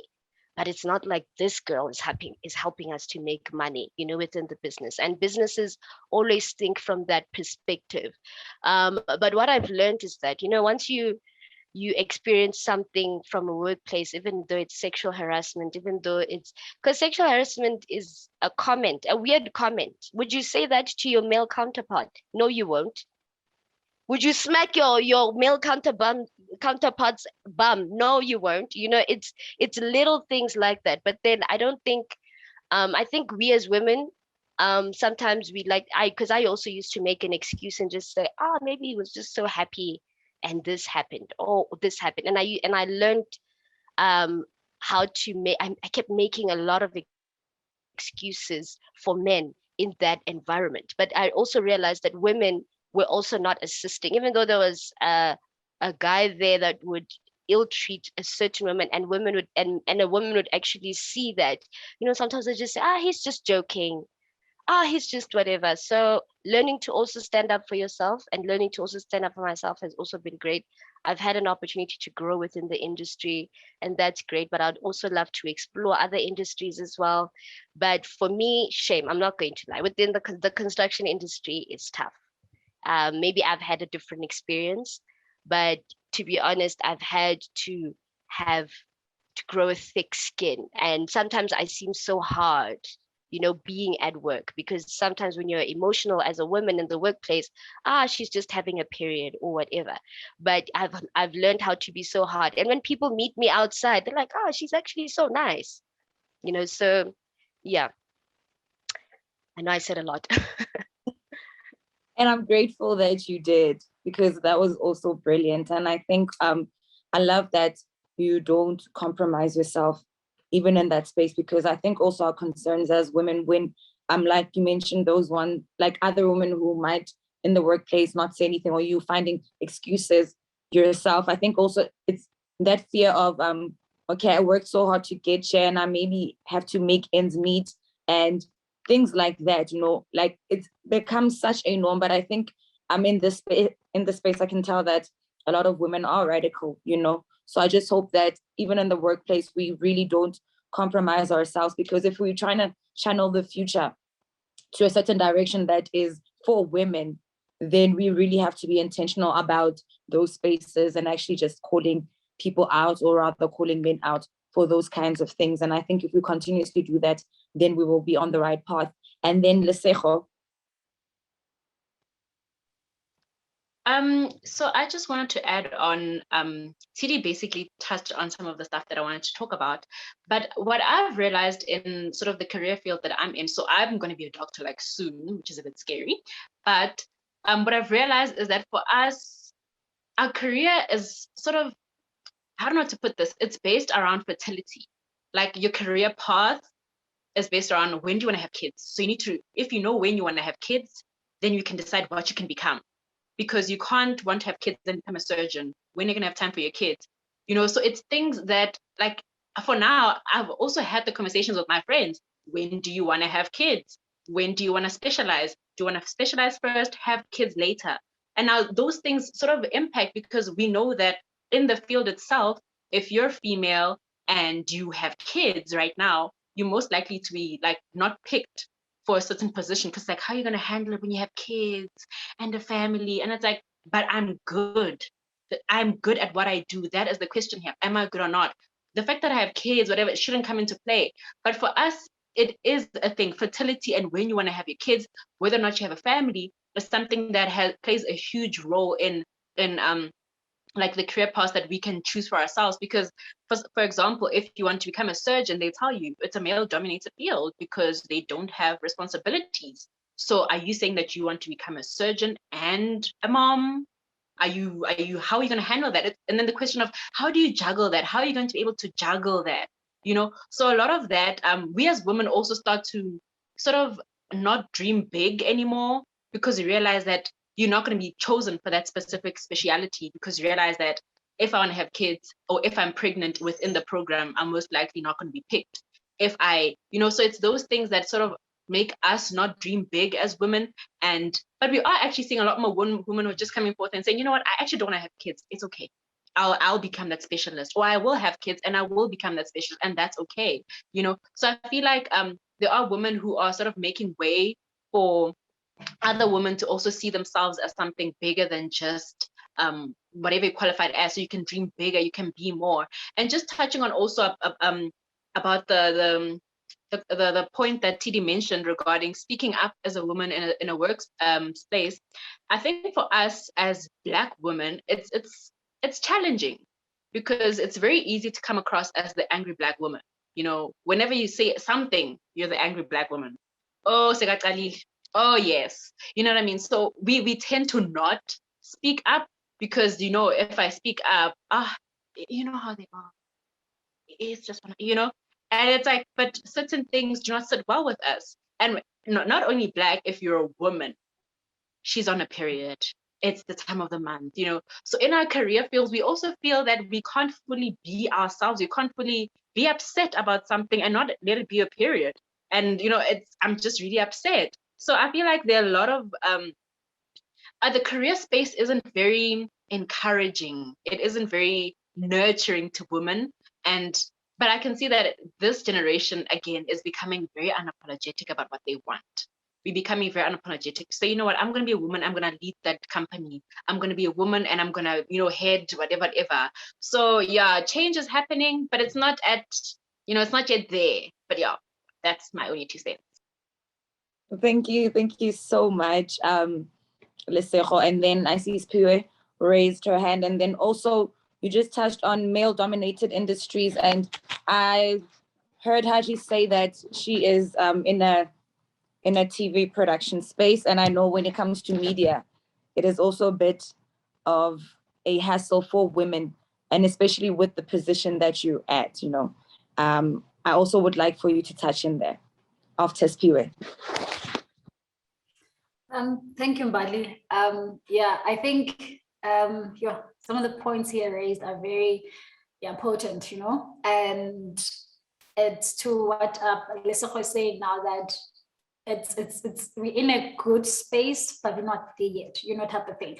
I'm also in an IT space, and one of the things that I always tell the teenagers when I tell my story, I went to varsity, studied, and was fortunate to get a job in the field that I studied in. And boy, oh boy, I'm excited. I'm like, okay, yeah, I know people my age are here. Okay, sure. Get into the boardroom. You're the only Black person. You're the only woman. You're the only young Black woman. It hurt so much that it toyed with my confidence for the longest, because you like checking the room, checking the people. The age difference is not even just 10, like 15 years and more, the gap between the seniors and the people. And you question yourself, will my opinion matter?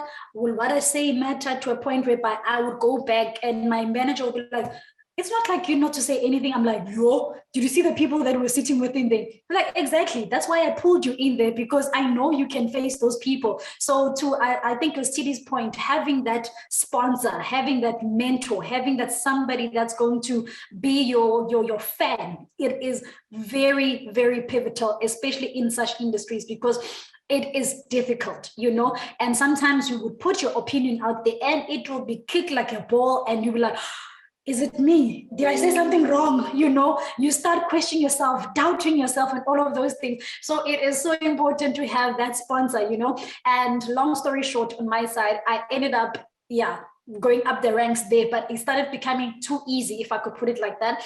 And I changed industries now. I'm in the banking industry. Previously, it was telecom, a telecommunications company. Now it's in banking. I didn't know racism all my life until I got there. Yeah. And now you're a Black woman, you are young, you're opinionated because you're encouraged in your previous life to speak your truth, to stand your ground. You had all these people supporting you. You are the next big talent that they were grooming, you know, financially, leadership courses, all these things. You could see your potential. You could see your confidence was now boosted. And now you're changing industries, you're coming to this space and they're like, you know, and there goes your confidence again, you know, trenched and yeah, being toyed around with. But it took another female sponsor, you know, to say that there's something about you. So that for me, I really agree with Siri. There's something so important about having a sponsor. I call them sponsors, you know, and because of them being there, it's now navigatable, you know. They've been there, they've been through it, and there's something nice about having them also as mentors and coaches, because they give you their experience, and because you are so willing to learn from them, it makes the journey easier. Prior to that sponsor, I ended up in a psych clinic in 2019 because of depression, the workload. It was just a whole myriad of issues, and my confidence levels were just down there, you know. And it took the very same sponsor to say that I saw you in that meeting, I heard you in those sessions, the things that you were saying. Where is this girl now? And I had to come out to her. I don't feel safe. Every idea that I project in my team is crushed. Everything that I try to do, every process that I try to improve, it's like these men are ganging up against me. I don't know what to do anymore. And if it had not been, I even ended up going on Net Florist last night and literally sending her flowers to say thank you for being my sponsor, because I wouldn't be here where I'm at. Within the 2 years that I've been here, only now am I getting my promotion into this new role. I'm 2 weeks into this new role, and it took that sponsor. So it's very difficult to navigate a male-dominated space, and where it is, where race is also an issue, but having that somebody to stand with you and have confidence in you, and it just builds and builds and builds. But yeah, it's not easy. That I'll end it there. Thank you so much for that. And I am so proud of you. You are brilliant. And you know, I can see also like the progress you have also made. And I also saw like a text from TD, and she was encouraging all the ladies, because we've been talking about mentorship for so long. So maybe we should actually take it up also and be that grounding force for other people, you know. And then I'm going to take Haji for career 2. Shout out to you, Spirit. Hey, girl. So, oh man, I am so blessed. I get to make things that I love. So that's dope. Because I enjoy TV, I enjoy movies, I enjoy all those things, and I get to make them. So yay. But it's not easy. And it's the craziest space you'll ever be in. It's the most disorganized, organized mess I have ever been in my life. Like, it's so crazy, this industry. But it's so beautiful because we get to work with so many beautiful creative minds, and you're actually handling people's dreams every single day. And I'm pretty sure that that's how your industries are too, because I mean, you've dreamt of becoming the lawyers and the people that you are today. But it's really painful when you step into situations where, you know, like, I'm a woman. As a producer, as a female producer, I hate to say this, but you have to be a bitch. Like, that's just it. You have to be a bitch, because as soon as you are smiling with people, as soon as you are happy with people, because what I do is basically, I make things happen. That is my job. I am taking the vision and I am making it come true. I am telling the talent, hey, when dula mo, bua so, it's a so, it's a so, it's a so. if they don't listen, and if they see this, imagine telling Bonang, sit there and I need you to stop laughing so much. You're like, well, you're shitting your pants because it's Bonang. You know what I'm saying? So it's literally that thing of you feel like one, imposter syndrome on a million thousand 10 million, because you're literally feeling like, dude, who the hell am I to tell Barack Obama to move to the side because I don't like that shot? Or, hey, do you mind saying that again with more feeling this time? You know, because I don't like how this is going, or I don't like how this conversation is going, or Askis, look, the camera is what, you know what I'm saying? Where you're literally putting together a piece of content and everybody is basically a moving part in this vision that you have, and it's so hard. And then so imposter syndrome is a really big thing that I've had to deal with. I've had to talk myself out of. I've had to deal with myself, sit with myself, and be like, you know what, dude, you deserve this. You deserve to be a boss. You deserve to be in charge. You don't have to be under some male to actually prosper and do it. Which brings me to my next point: is, guys, men in the creative industry are so egotistical. It's insane. Oh my goodness. Having to deal with the egos. It is so much. If you ever thought that the man in front of the camera, Kista, you must, the one behind it, wow. And I have always had, I'll say the privilege because I think it has pushed me out of my comfort zone to say that, listen, boo, stop building other people's empires. Stop trying to make some other person shine. Go out there and you can do it, so go and do it. Do you know what I'm saying?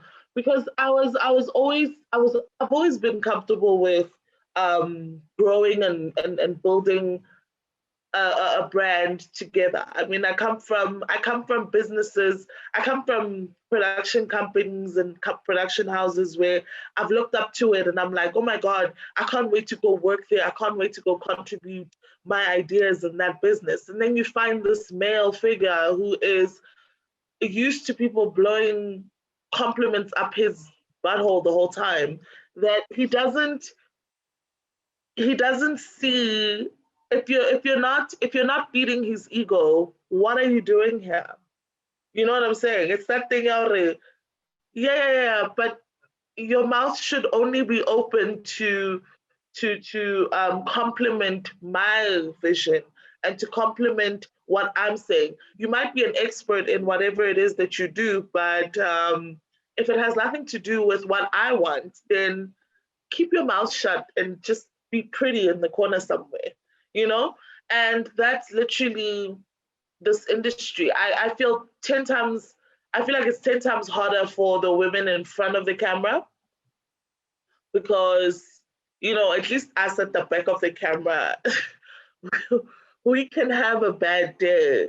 The women in front of the camera in the entertainment industry, I applaud you every single day because, dude, one thing out of place. You are under so much scrutiny. You are under so much. Oh, it's so much. It's so much. Imagine having a bad day at work and you're in a boardroom and in front of all your peers, you're falling apart. Now, for people in the industry, it's in front of the whole country. Because if that work is taken out and it's put out and you're having a really bad day, the whole country is looking at you like, dude, you did not deliver today. So I really feel like, we don't really consider how much pressure it is to be in front of the camera. But yeah, I've really had to learn a lot. I just came out of a really toxic situation where literally my boss was this guy who is,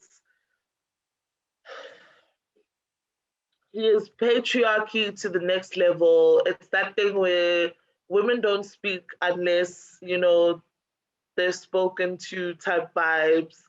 Um, you need to do what I say. You're an expert in your field, sure, whatever, but your job is not that. Do you know what I'm saying? Where you are belittled and you are treated like, yo, into a whistle. But then, you know, you learn and you grow, and it's just about trying to improve your industry. And also, like you guys said, I like what Simpiwe said, like, get yourself a mentor, get yourself somebody who has been through it and who is not going through it at the moment. Because you really can allow bitterness to take you off the path. So the cool thing about somebody who has gone through it, but they've passed it, is that they've passed it and they can laugh at it today and they can be like, ha, you know what, Joe, it'll get better. It'll be better. This is what you do next time. This is how you go through that situation next time. When they speak to you like that, you need to speak to them like this. Don't be afraid to exert your power as a woman, and don't feel like it's you being, you know, a better whatever. It's fine. They can call you whatever you want as long as they do what you say. At the end of the day, it's fine. Yo, you can be the witch that flies through the corridors. It's okay as long as they did what you said in the brief, girl. I love that so much, right? And you know, I also commend you so much for being in that kind of space. You know, like it's terribly like difficult. It is a mess, and it's one of those spaces where I'm often told like, yo, you know what, it's tough. It's really tough. And I like what you said about you are there to build your own empire, not somebody else's. And with that being said, I know that Balisa is a business owner, so I want her to also chip in on that, in terms of her career, how she's handling it. How are you handling it? And how is it? How has it been so far for you?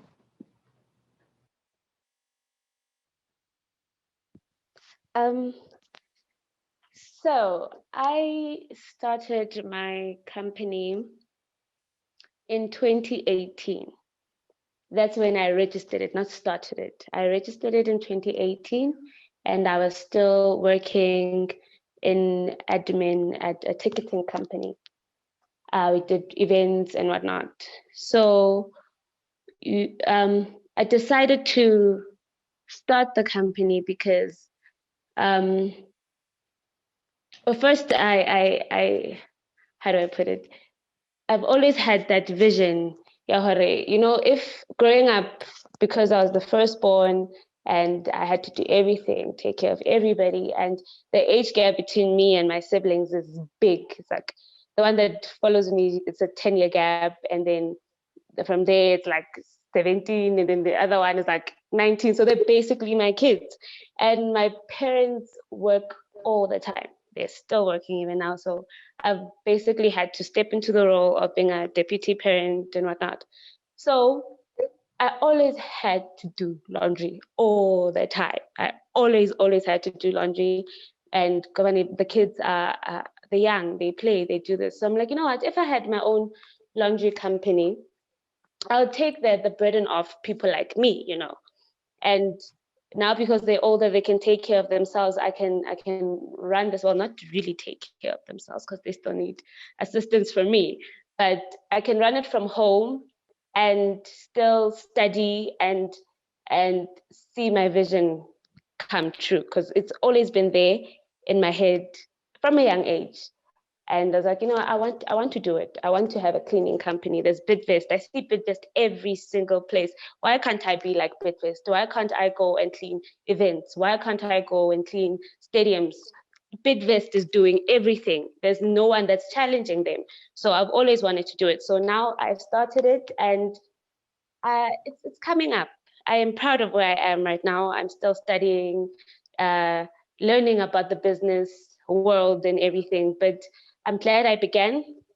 I'm still learning, so I'll push it. I believe in myself for sure.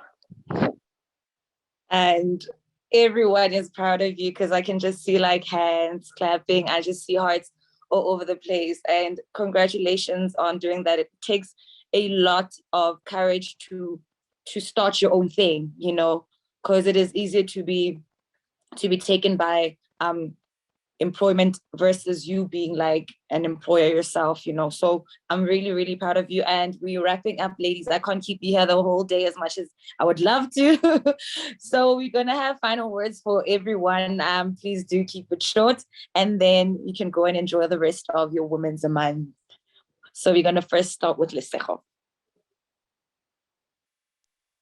Okay. I think for me, what I want to say to everyone is that we deserve to be where we are. We are capable of doing everything that we put our minds to, and let's just go out there and do the most.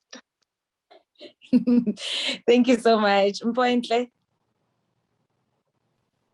I heard a quote during the week. It's been like a whole lot of Women's Day things, and one I attended was with Carol Chabalala, and she opened it with a quote where she said, "Do not go where the path may lead. Go instead where there is no path and leave a trail." I think it's from Ralph Emerson, and for me, it resonated obviously because of my story, not going where it was assumed that I would go because of the qualification that I have, but rather literally going through a different path because yes, it's going to be helpful for me, but it is likely that it's going to help someone else who is going to follow my footsteps. And then also taking back to the conversation we were having earlier about mentors, sponsorship, and even having a coach, be a lending hand to somebody who might need it. You don't know how little that conversation might be helpful, or that nugget that you give them might be helpful for them. So yeah, and I'm definitely taking that one where everyone said give a compliment. I'm guilty of not doing that, so I am gonna start giving compliments and accepting compliments instead of being like, oh no, what do you mean?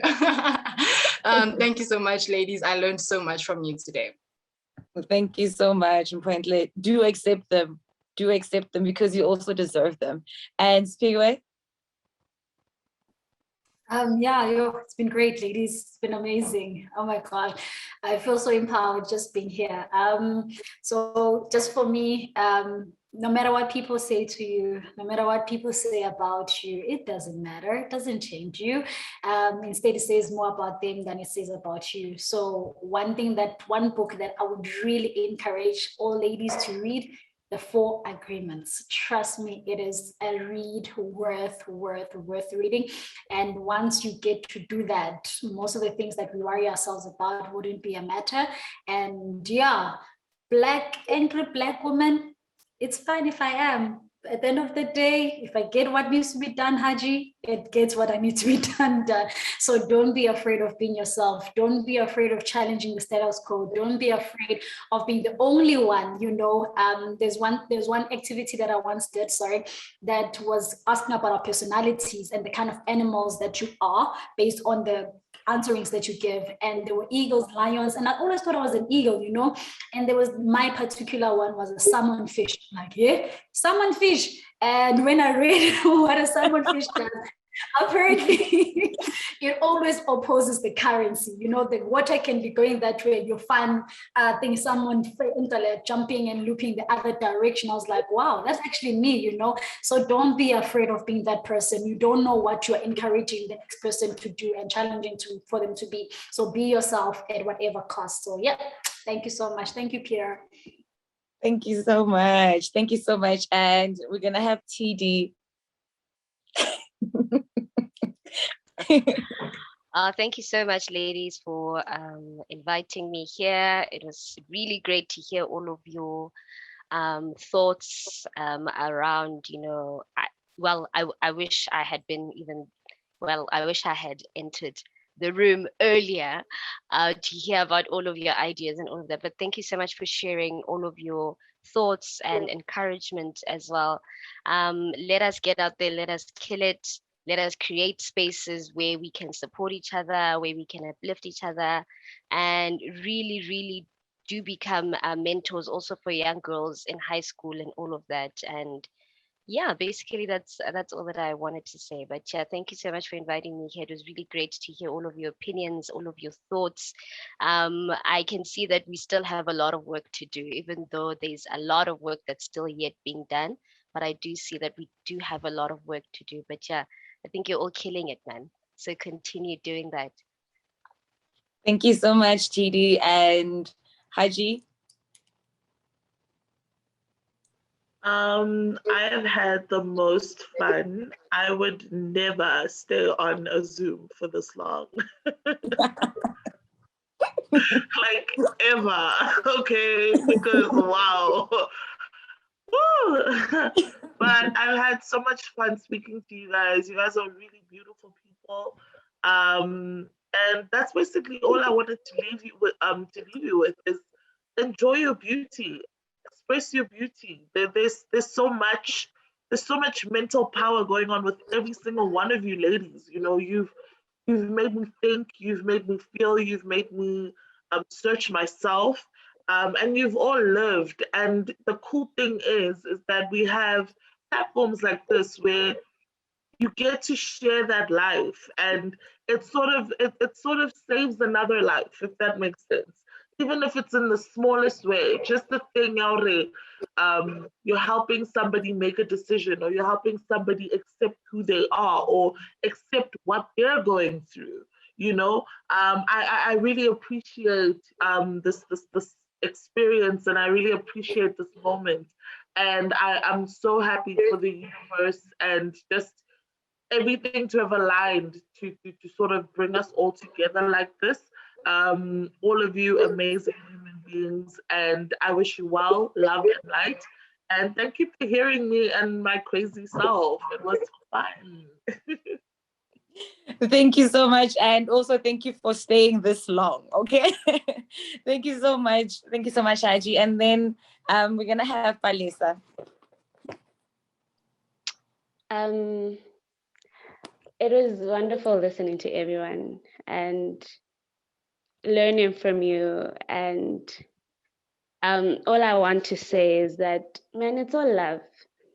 All we need to do is just love ourselves, and all these fears and insecurities will not be such a big deal if you look in yourself in the mirror every day and you have a mantra or whatnot, and you just realize and see how beautiful you are and how capable you are, and man, you can do whatever you set your mind on doing.